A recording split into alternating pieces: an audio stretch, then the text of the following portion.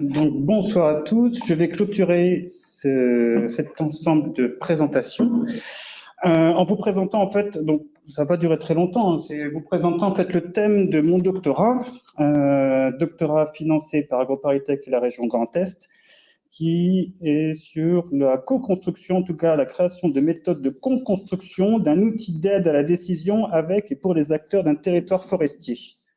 Et je suis encadré en fait par deux laboratoires. Le premier, c'est l'unité mixte de recherche Silva, dont j'ai l'honneur d'être encadré par Francis Collin. Et le second laboratoire est l'ERPI, qui vous a été présenté plus tôt dans cette journée, dont l'acronyme signifie Équipe de recherche pour les processus innovatifs. Et je suis donc encadré par Laure Morel. Ma présentation va suivre en fait un cheminement de questionnement en rapport avec mon sujet de doctorat. Donc, le premier, c'est par exemple pourquoi s'intéresser donc à la création d'un outil d'aide à la décision, pourquoi à l'échelle d'un territoire, et enfin pourquoi avec les acteurs et pour les acteurs d'un territoire forestier. D'abord, petit focus, donc pour resituer en fait le contexte, c'est qu'aujourd'hui donc la forêt et le bois sont au centre de nombreuses préoccupations qui ont été reconnues officiellement comme étant donc le bois et la forêt des éléments prépondérants pour lutter contre l'atténuation des changements climatiques, qui est un phénomène connu depuis les années 90 et dont il est nécessaire en fait de cadrer, enfin de maîtriser cette pression grandissante donc pour une ressource au cœur de nombreuses préoccupations. Ensuite, pourquoi s'intéresser à l'échelle des territoires ? D'abord parce qu'un territoire, c'est une entité donc fonctionnelle dans laquelle des politiques de développement se concrétisent. Un territoire a des particularités socio-économiques dont découlent en fait des stratégies de développement qui lui sont propres. Et l'échelle territoriale qui m'intéresse, c'est l'échelle dite infrarégionale, celle qui vous a été présentée tout à l'heure par Henri, c'est-à-dire ces petits territoires qui sont compris dans une grande région administrative. Donc ça peut être des parcs naturels, ça peut être un territoire avec des particularités propres au niveau administratif, un regroupement de collectivités, par exemple. Ensuite, mon sujet d'étude, c'est le secteur forestier. Donc là, je vais essayer de bien maîtriser justement la définition de secteur et de filière qui nous ont été présentées ce matin par l'ERPI. Donc le secteur forestier a déjà deux grandes caractéristiques. Le premier, c'est qu'il y a donc une multifonctionnalité qui le régit, multifonctionnalité en fait qui est animée par une grande diversité d'acteurs. Acteurs qui ont des visions parfois qui convergent et parfois qui divergent, mais qui ont des interactions très spécifiques les uns avec les autres. Ce qui fait que c'est un système extrêmement complexe pour lequel un outil d'aide à la décision permettrait d'y voir un peu plus clair. Mais comment envisager donc la construction d'un outil pour pouvoir faciliter la compréhension déjà du système dans lequel les acteurs évoluent et ainsi faciliter leur prise de décision? Donc, je vais vous présenter la méthode qu'on a envisagé de suivre en ce début de doctorat que cela fait seulement 3 mois en fin de compte que j'ai débuté.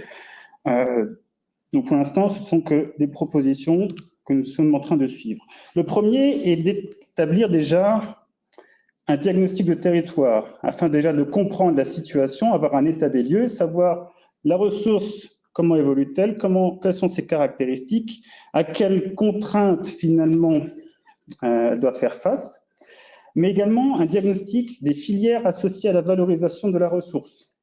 Savoir quels acteurs sont présents, savoir quels sont les liens entre ces acteurs, et également donc les différentes filières présentes dans le secteur forestier du territoire en question.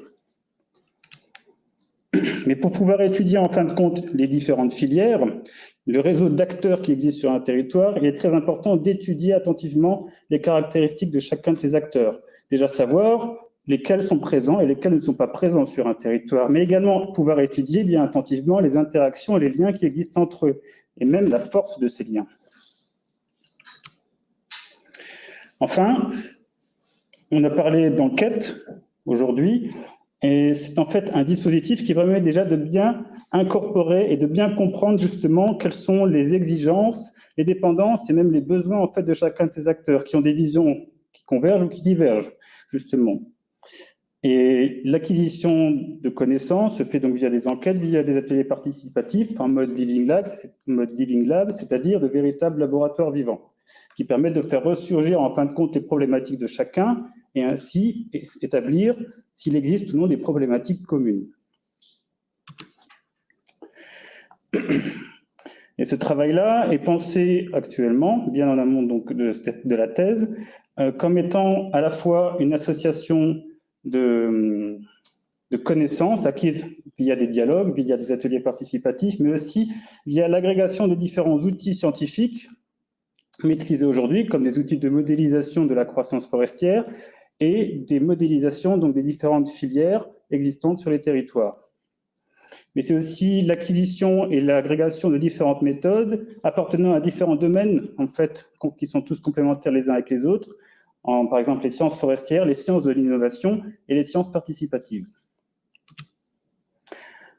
Donc, quelles seraient les perspectives envisagées justement à l'issue de ce doctorat? Ce serait d'acquérir suffisamment d'indicateurs qui permettraient de faciliter en fait la prise de décision au sein d'un territoire et de pouvoir élaborer des scénarios d'évolution à la fois de la ressource, mais également de l'activité économique au sein d'un territoire. Donc là, je vous ai fait une capture d'écran du logiciel 4 qui vous a été présenté précédemment par Henri Cuny. Il serait envisageable, par exemple, à l'issue de ce travail, d'établir des modélisations qui permettraient de répondre ou non, par exemple, à la question « Est-ce qu'une filière chimie du bois est réalisable dans mon territoire? Si oui, pourquoi ?» Donc, j'ai terminé ma présentation.